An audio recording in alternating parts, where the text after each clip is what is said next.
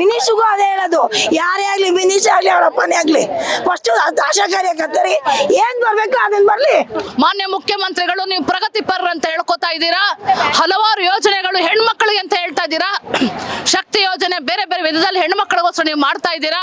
ಆದ್ರೆ ಈ ಹೆಣ್ಮಕ್ಳು ಆಶಾ ಹೆಣ್ಮಕ್ಳು ನಿಮ್ ಕಣ್ಣು ಕಾಣಿಸ್ತಾ ಇಲ್ವಾ? ದನ ಅಂತಾರೆ ಏನ್ ಗೌರವ ದನ ಇವ್ರು ಕೊಟ್ಟಿರೋದು, ಗೌರವನೇ ಇಲ್ಲ ಅಲ್ಲಿ. ಪುಡ್ಗಾಸಿ ಗೌರವ, ಅಂಗನವಾಡಿಯವ್ರು ಮಾತ್ರ ಗೌರವ. ಖಜಾನೆಯಲ್ಲಿ ದುಡ್ಡು ಇಲ್ವಂತೆ ಎಲ್ಲ ಇವ್ರು ದೇಸ್ಕೊಂಡು ಇವ್ರ ಹೆಂಡ್ರ ಮಕ್ಕಳು ದೊಡ್ಡವರಾಗ್ಲಿ ಬಿದ್ದಾರೆಲ್ಲ ಬೀದಿಗೆ ಬೀಳ್ಬೇಕಾ?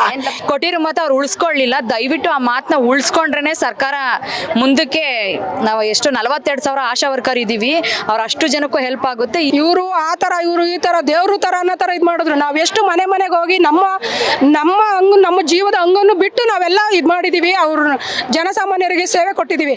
ಪ್ರತಿಯೊಂದಕ್ಕೂ ನಾವು ಬೇಕು, ಕೆಲಸ ಸಂಬಳಕ್ಕೆ ಮಾತ್ರ ನಾವು ಬೇಡವಾ? ಅಲ್ಲಿ ಅರ್ವ ಬೇಕು, ಟಿವಿ ಬೇಕು, ಅದು ಬೇಕು ಇದು ಬೇಕು ಅಂತಿರಲ್ಲ. ನಾವು ಕೆಲಸ ಮಾಡ್ತೀವಿ ತಾನೆ, ನಮಗೆ ಸಂಬಳ ಯಾಕೆ ಕೊಡಲ್ಲ? ಅಂಗನವಾಡಿ ಮಾತ್ರ ಕಣ್ಣು ಕಾಣೋದು, ನಾವು ಕಣ್ಣು ಕಾಣಲ್ವಾ? ಇಷ್ಟು ಆಶಾ ವರ್ಕರ್ ಇದ್ದೀವಿ, ಮಕ್ಕಳು ತಾಯಂದಿರಿದ್ದಾರೆ, ಮೊಮ್ಮಕ್ಕಳು ತಾಯಿ ಅಜ್ಜಿದಿರಿದ್ದಾರೆ, ಎಷ್ಟು ಕಷ್ಟ ಪಡ್ತೀವಿ. ಒಬ್ಬರಿಗೂ ಬಿಸಿಲಲ್ಲಿ ಅಲಿತೀವಲ್ಲ, ಕಣ್ಣಿಗೆ ಬಟ್ಟೆ ಕಟ್ಕೊಂಡು ಕೂತಿದಾರ ಈ ಸರ್ಕಾರದವರು. ಒಂದು ಮನೆ ಬಾಗಿಲ್ಗೆ ಹೋದ್ರೆ ಗದ್ರ ಕಳಿಸ್ತಾರೆ. ಏನಕ್ಕೆ ಬರ್ತೀರಾ 20 ಸಾರಿ? ಏನ್ ಬರುತ್ತೆ ಸರ್ಕಾರದಿಂದ ನಿಮ್ಗೆ? ನೀವೇನ್ ಕೊಡ್ತೀರಾ? ಹೋಗ್ರಿ, ಪದೇ ಪದೇ ಬರ್ತೀರಾ ಅಂತ ಬೈತ್ ಕಳಿಸ್ತಾರಲ್ಲ.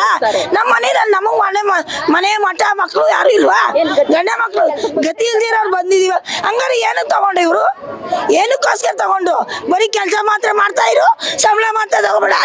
4 ಜನ ಸಹಾಯ ಆಗ್ಲಿ ಅಂತ ತಾನೆ ನಾವು ಬಿಸಿಲು ಮಳೆ ಎಲ್ಲ ನೋಡ್ದಿರ ಅಲಿತೀವಿ. ಮಳೆ ಅಂದಿರ ಹೋಗ್ತೀವಿ, ಚಳಿ ಅಂದಿರ ಹೋಗ್ತೀವಿ, ಬಿಸಿಲು ಸುಲಿ ಆಯ್ತು ನಾಯಿ ಸುತ್ತದಂಗೆ ಸುತ್ತೀವಿ. ನಮ್ಗೆ ಯಾಕೆ ಇದ್ಕೊಳಲ್ಲ? ಅಂಗನವಾಡಿಯವ್ರು ಮಾತ್ರ ಬಿಸಿ ಊಟ ಬಿಸಿ ಊಟ ಬಿಸಿ ಊಟ, ಅದು ನಾವು ಯಾರು ಕಾಣಲ್ಲ ಕಣ್ಣಿಗೆ. ಆಶಾ ಕಾರ್ಯಕರ್ತರು ಯಾರು ಕಣ್ಣು ಕಾಣಲ್ಲಲ್ವಾ? ನಮ್ಗೆಲ್ಲ ಹೊಟ್ಟೆ ಇಲ್ಲ, ಅವ್ರಿಗೆಲ್ಲ ಹೊಟ್ಟೆ ಇರೋದು. ಕೂತಿರೋರ್ಗೆ ಹೊಟ್ಟೆ ಇದೆ, ಕೂರ್ತಾ ಇರೋರ್ಗೆ ಓಡಾಡೋರ್ಗೆ ಹೊಟ್ಟೆ ಇಲ್ಲ. ಇದ್ಯಾವ ನ್ಯಾಯ? ಸರ್ಕಾರಕ್ಕೆ ಫಸ್ಟ್ ಬುದ್ಧಿ ಇಲ್ಲ. ಮಿನಿಸ್ಟ್ರಿಗೂ ಅದೇ ಹೇಳೋದು, ಯಾರೇ ಆಗಲಿ ಮಿನಿಸ್ಟ್ರಿ ಆಗಲಿ ಅವ್ರ ಅಪ್ಪನೇ ಆಗಲಿ ಫಸ್ಟ್ ಆಶಾ ಕಾರ್ಯಕರ್ತರಿ ಏನ್ ಬರ್ಬೇಕು ಅದನ್ನ ಬರ್ಲಿ. ಅವಾಗ ನಾವು ಹೇಳ್ತೀವಿ ಜಾಬು. ಇಷ್ಟು ವರ್ಷದಿಂದ ನಾವು ಕಷ್ಟಪಟ್ಟಿಲ್ವಾ? 10 ವರ್ಷದಿಂದ ಕೆಲಸ ಮಾಡ್ತಾ ಇದೀವಿ. ಯಾವತ್ತಾರು ನಾವು ನೇರತ್ತಾಗಿ ಕೈ ತುಂಬ ತಗೊಂಡಿದೀವ? ದನ ಅಂತಾರೆ ಏನ್ ಗೌರವ ದನ ಇವ್ರು ಕೊಟ್ಟಿರೋದು, ಗೌರವನೇ ಇಲ್ಲ ಅಲ್ಲಿ. ಪುಡ್ಗಾಸಿ ಗೌರವ, ಅಂಗನವಾಡಿಯವ್ರು ಮಾತ್ರ ಗೌರವ, ಬೇರೆಯವ್ರು ಗೌರವ ಇಲ್ವಾ? ಆಶಾ ಕಾರ್ಯಕರ್ತರ ಹೆಣ್ಮಕ್ಳು ಅಲ್ವಾ? ಏನಾರ ಬೀದಿಗೆ ಬಿಟ್ಬಿಟ್ಟಿದಾರ ಮನೆಯವರೆಲ್ಲ. ಕಸಕಿನ ಕಡೆನ ನಾವು, ನಮಗ್ ಬೆಲೆ ಅನ್ನೋದಿಲ್ವಾ? ಏನಕ್ಕೋಸ್ಕರ ತಗೊಂಡಿರಾ? ಇಷ್ಟು ಮಾತಾಡೋದಕ್ಕೂ ಅವ್ರಿಗೆ ಬೆಲೆ ಇಲ್ವಾ? ಇನ್ನು ಏನಂತ ಹೇಳ್ಬೇಕು? ಇಷ್ಟು ವರ್ಷ ಆದ್ರೂ ದುಡ್ಕೊಂಡು ತಿನ್ಬೇಕು. ದುಡ್ಕೊಂಡು ತಿನ್ನಕ್ಕೂ ನೇರ್ಪ ಕೆಲಸ ಕೊಟ್ಟವ್ರ, ಸಂಬಳ ಕೊಟ್ಟಿದ್ದಾರೆ ಅದ್ರ ತಕ್ಕನಾಗಿ. ಒಂದು ಕಾಲು ರೋಗ ಬರಲಿ, ಆನೆ ಕಾಲು ರೋಗ ಬರಲಿ, ಟಿವಿ ಬರಲಿ, ಶುಗರ್ ಬರಲಿ, ಪ್ರತಿಯೊಂದಕ್ಕೂ ಆಶಾ ಕಾರ್ಯಕರ್ತರೇ ಬೇಕು. ಅವಾಗ ಓಡಾಗ್ಬಿಡ್ಬೇಕು. ನ್ಯೂಮೋನಿಯ, ಈ ಜ್ವರ, ಟಿವಿ ಎಲ್ಲ ಪಲ್ಸ್ಪಾಲಿಯೋ ಎಲ್ಲ ಬಂದ್ರು ನಾವು ನೋಡ್ಬೇಕು. ಆಶಾ ಕಾರ್ಯಕರ್ತೆ ಸಂಬಳ ಬೇಡ, ಫ್ರೀಯಾಗಿ ಮಾಡ್ಬೋಳಕ್ಕೆ ಸಮಾಜ ಸೇವಕರ ನಾವೇನ್ ಬಿಟ್ಟು ಬಿದ್ದಿದೀವೇನ್ರಿ? ಪುಕ್ಷಾನೆ ಗಂಡ ಏನ್ರಿ ನಾವು? 3 ತಿಂಗಳಿಂದ ಸಂಬಳ ಬಂದಿಲ್ಲ, ಟಿವಿ ಬಂದಿಲ್ಲ, ಯಾವ್ದ್ರಿ ಬಂದಿದೆ ನಮ್ ಕೊಡಕ್ಕೆ? ಖಜಾನೆಯಲ್ಲಿ ದುಡ್ಡು ಇಲ್ವಂತೆ ಎಲ್ಲ ಇವ್ರು ದೇಸ್ಕೊಂಡು ಇವ್ರ ಹೆಂಡ್ರ ಮಕ್ಕಳು ದೊಡ್ಡವರಾಗ್ಲಿ ಬಿದ್ದಾರೆಲ್ಲ ಬೀದಿಗೆ ಬೀಳ್ಬೇಕಾ? ಏನ್ ಲಕ್ಷ ಕೊಡ್ತೀರಾ ನೀವು?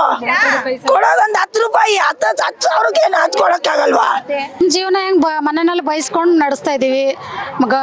ರಾತ್ರಿ ಎಲ್ಲ ನಿದ್ದೆ ಇಲ್ಲ. ಗಂಡಸರು ಬೈತಾರೆ, ನೀವು ಕೆಲ್ಸಕ್ಕೆ ಹೋಗ್ತಿರಲ್ಲ, ಸಂಬಳ ಎಲ್ಲಿ? ಕೆಲ್ಸಕ್ಕೆ ಹೋಗ್ತಾ ಇದ್ದೀರಲ್ಲ, ಬೇರೆ ಕಡೆ ಎಲ್ಲರೂ ಹೋಗ್ತೀರಾ ಅಂತೆಲ್ಲ ಕ್ವಶನ್ ಮಾಡ್ತಾರೆ. ಈಗ 5 ತಿಂಗಳಿಂದ ಇನ್ಸೆಂಟಿವ್ ಇಲ್ಲ, ಒಂದು ಇದಿಲ್ಲ ಅಂದರೆ ಪ್ರಶ್ನೆ ಇನ್ನೇನು ಮಾಡ್ತಾರೆ ಗಂಡಸರು? ಎಲ್ಲ ಥರ ಗಂಡಸರು ಒಂದೇ ಥರ ಇರಲ್ಲ. ಈ ಮನೇಲೂ ಫೇಸ್ ಮಾಡಬೇಕು, ಇಲ್ಲಿ ಬಂದರೆ ಕೆಲಸ ಮಾಡಿಲ್ಲ ಅಂದರೆ PSCಗಳಲ್ಲೂ ಫೇಸ್ ಮಾಡಬೇಕು.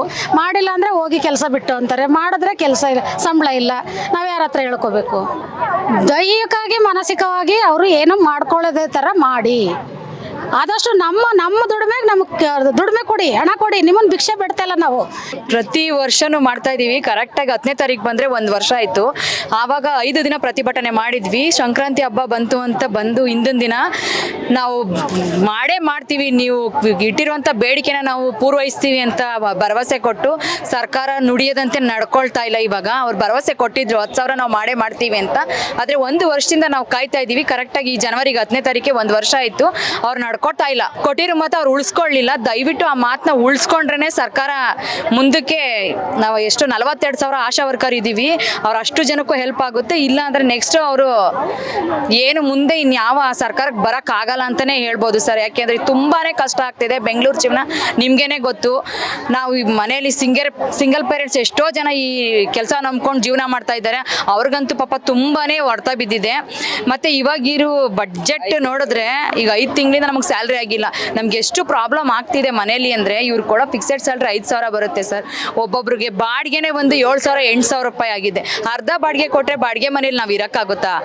ಬೇರೆ ಎಲ್ಲ ನೀಡ್ ಸಾಮಾನೆಲ್ಲ ನಾವು ತೊಗೊಳಕ್ಕಾಗುತ್ತಾ? ಬೇಳೆ ತೊಗೊಂಡು ತಿನ್ನೋಕ್ಕಾಗಲ್ಲ. ಮಕ್ಳಿಗೆ ಫೀಸೇ ಇಲ್ಲ. ಇವಾಗ ಎಕ್ಸಾಮ್ ಹತ್ರ ಬರ್ತಿದೆ, ಅವ್ರನ್ನೆಲ್ಲ ಮನೆಗೆ ಕಳಿಸ್ತಿದ್ದಾರೆ. ನೀವು ಫೀಸ್ ಕಟ್ಟಿದ್ರೆ ನಾವು ಎಕ್ಸಾಮ್ ಅಲೋ ಮಾಡ್ತೀವಿ ಅಂತ. ನಮ್ಗೆ ಎಷ್ಟು ತುಂಬಾ ಪ್ರಾಬ್ಲಮ್ ಆಗ್ತಿದೆ.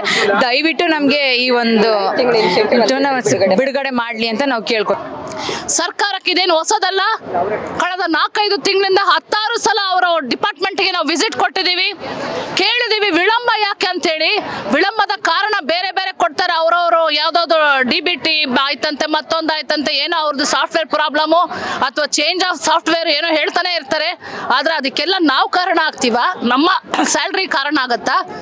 ಸೊ ಇದನ್ನ ಸರ್ಕಾರ ಅರ್ಥ ಮಾಡ್ಕೋಬೇಕು. ನಮಗೆ ಕೇವಲ ಜುಜ್ಬಿ ಒಂದು 10,000ದಿಂದ 15,000 ಸಿಕ್ಕೋರು ನಾವು. ನಮಗೆ ವೇತನನ ನಿಲ್ಲಿಸಿ ಇವರು ನಮ್ಮನ್ನ ಕಷ್ಟಕ್ಕೆ ದುಡಿದ್ದಾರೆ. ಸರ್ಕಾರ ಇಷ್ಟು ಸಲ ಇಷ್ಟು ತಿಂಗಳಾದ್ರೂ ಕೂಡ ಈ ಬಾಕಿಗೆ ಉತ್ತರ ಕೊಡ್ತಾ ಇಲ್ಲ ಅಥವಾ ಆಕ್ಷನ್ ತಗೋತಲ್ಲ. ಇದು ಮಹಾ ಖಂಡನೀಯ ಅಂತ ಅನ್ನಿಸ್ತಾ ಇದೆ. 2ನೇ ಪಾಯಿಂಟ್ ಆಗಿ, ಇದೇ ಫ್ರೀಡಮ್ ಪಾರ್ಕ್ ಅಲ್ಲಿ ನಾವು ಲಾಸ್ಟ್ ಇಯರ್ ಜನವರಿ 10 ಬಂದರೆ 1 ವರ್ಷ ಆಗ್ತಾ ಇದೆ ಸರ್. ನಾವು ಕೇಳಿದ್ದು 15,000 ಡಿಮಾಂಡು ಸರ್ಕಾರಕ್ಕೆ ನಮಗೆ ಕೊಡಬೇಕು ಅಂತ ಹೇಳಿ, ಪ್ರೋತ್ಸಾಹ ಮತ್ತು ರಾಜ್ಯ ಸರ್ಕಾರದ್ದು ಕೇಂದ್ರ ಸರ್ಕಾರದ್ದು ಸೇರಿ. ಆದರೆ ಅವ್ರು ಹೇಳಿದ್ದು, ಮುಖ್ಯಮಂತ್ರಿಗಳೇನು ಹೇಳಿದ್ರಂದ್ರೆ 4 ದಿನದ ಹೋರಾಟದ ಹಗಲು ರಾತ್ರಿ ಹೋರಾಟ ಹೇಳಿದ್ದೇನು 10,000 ಗ್ಯಾರಂಟಿ ಪ್ರತಿಯೊಬ್ಬರಿಗೂ ಬರೋ ಥರ ಮಾಡ್ತೀನಿ. ಅದು ಗ್ಯಾರಂಟಿ ಮಾತು ಅದು ಎಲ್ಲೋಯ್ತೋ ಗೊತ್ತಿಲ್ಲ. ಈವರೆಗೂ 10,000 ಬಗ್ಗೆ ಮಾತೇ ಇಲ್ಲ. ಮುಖ್ಯಮಂತ್ರಿಗಳು ಯಾಕೆ ಕೊಡ್ತಾ ಇಲ್ಲ ಅನ್ನೋ ಮಾತಾಡ್ತಾ ಇಲ್ಲ. ಅದಕ್ಕೆ ಬೇಕಾಗಿರೋ ಒಂದು ಆದೇಶನೂ ಕೂಡ ಕಳಿಸ್ತಾ ಇಲ್ಲ. ಬದಲಿಗೆ ಅವ್ರು ಹೇಳ್ತಾ ಇರೋದು, ಇರುವ ಒಂದು 7,000 ಆಶಾಗಳನ್ನ ನಾವು ತೆಗೆದಾಕಿದ್ರೆ ಮಾತ್ರ ನಾವು ನಿಮ್ಗೆ 10,000 ಕೊಡ್ಲಿಕ್ಕಾಗತ್ತೆ ಅಂತೇಳಿ ಪ್ರಿನ್ಸಿಪಲ್ ಸೆಕ್ರೆಟರಿ ಅವರು ಉತ್ತರ ಕೊಡ್ತಾರೆ. ಹೆಲ್ತ್ ಡಿಪಾರ್ಟ್ಮೆಂಟ್ ಪ್ರಿನ್ಸಿಪಲ್ ಸೆಕ್ರೆಟರಿ ಅವರು.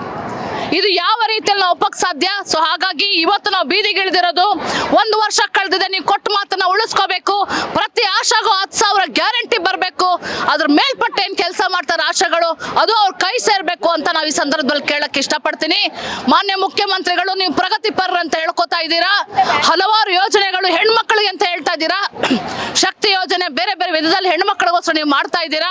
ಆದರೆ ಈ ಹೆಣ್ಮಕ್ಳು, ಆಶಾ ಹೆಣ್ಮಕ್ಳು ನಿಮ್ಮ ಕಣ್ಣು ಕಾಣಿಸ್ತಾ ಇಲ್ವಾ? ಕೊಟ್ಟು ಮಾತು ಯಾಕೆ ನೀವು ಉಳಿಸ್ಕೋತಾ ಇಲ್ಲ? ಈಗಲಾದ್ರೂ ಅದನ್ನ ನಿಮ್ಮ ಭರವಸೆನ ಉಳಿಸ್ಕೋಬೇಕು ಅಂತ ಈ ಸಂದರ್ಭದಲ್ಲಿ ನಾನು ಹೇಳಕ್ಕೆ ಇಷ್ಟಪಡ್ತಾ ಇದ್ದೀನಿ. ನಾವು ಮಹಿಳೆಯರೇ ಅಲ್ವಾ? ನಾವು ಆರೋಗ್ಯ ಇಲಾಖೆಯಲ್ಲಿ ಬುನಾದಿ ಅಂತ ಹೇಳ್ತಾರೆ. ಕೊರೋನಾ ಟೈಮಲ್ಲೆಲ್ಲ ಎಷ್ಟು ಥರ ನಮ್ಮನ್ನ ಹೇಳಿದ್ರು, ಇವರು ಆ ಥರ, ಇವರು ಈ ಥರ, ದೇವ್ರ ಥರ ಅನ್ನೋ ಥರ ಇದು ಮಾಡಿದ್ರು. ನಾವು ಎಷ್ಟು ಮನೆಗೆ ಹೋಗಿ ನಮ್ಮ ಜೀವದ ಅಂಗನ್ನು ಬಿಟ್ಟು ನಾವೆಲ್ಲ ಇದು ಮಾಡಿದ್ದೀವಿ. ಅವ್ರ ಜನಸಾಮಾನ್ಯರಿಗೆ ಸೇವೆ ಕೊಟ್ಟಿದ್ದೀವಿ. ಅದನ್ನಾದರೂ ನೀವು ಗುರುತಿಸಿ ಅಟ್ಲೀಸ್ಟ್ ನಮ್ಮನ್ನು ಕಾರ್ಮಿಕರು ಅಂತ ಅಂದ್ಕೊಂಡು ನಮ್ಗೆ ದಯವಿಟ್ಟು ನಮ್ಗೆ ಏನು ಬರಬೇಕು 10,000 ರೂಪಾಯಿ ಪ್ರೋತ್ಸಾಹಧನ ಪ್ಲಸ್ ನೀವು ಮಾಡಿರೋ ಅಂತ 10,000 ರೂಪಾಯಿ ಘೋಷಣೆ ದಯಮಾಡಿ ನಮಗೆ ರಿಲೀಸ್ ಮಾಡಿ. ಈ ಕಷ್ಟದಲ್ಲಿ ನಾವು ಕೆಲಸ ಮಾಡ್ತೇವೆ ಅಂದರೆ ಈ ಕಷ್ಟ ಸರ್ಕಾರಕ್ಕೆ ಗೊತ್ತೇ ಆಯ್ತಲ್ಲ ಸರ್. ಅವ್ರ ಮನೆ ಹೆಣ್ಮಕ್ಳು ಆದ್ರೆ ಇದೇ ಥರ ಕಷ್ಟದಲ್ಲಿ ಇರ್ತಾರೆ ಅವರು. 4 ತಿಂಗಳಿಂದ ನಮ್ಗೆ ಸಂಬಳ ಬಂದಿಲ್ಲ, 1 ರೂಪಾಯಿನೂ ನಾವು ನೋಡಿಲ್ಲ.